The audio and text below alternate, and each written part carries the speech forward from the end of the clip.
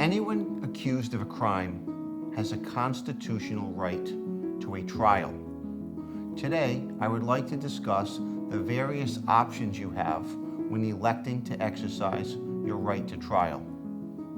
If you proceed to trial, depending upon the jurisdiction where you are being prosecuted, you may choose to be tried by a judge sitting alone or by a jury of your peers.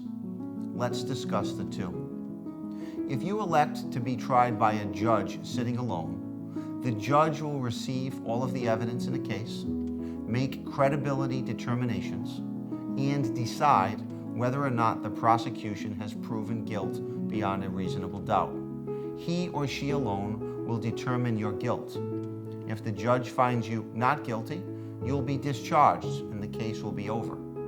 Alternatively, if the judge finds you guilty, he or she will then decide your punishment. The second way to proceed to trial is by a jury of your peers. Normally, juries consist of 12 members, though some jurisdictions consist of juries of 6. Regardless, in a criminal case, in order for a jury to reach a verdict, all members must unanimously agree on the question of guilt or innocence.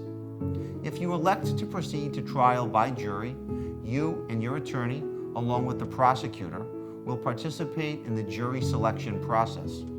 A large number of people will be summoned to court on the day of your trial, and they will undergo questioning by the attorneys in order to determine which jurors are able to be fair and impartial to both sides in order to sit on the case. Jurors who are unable to be fair or impartial for any reason will be excused for cause.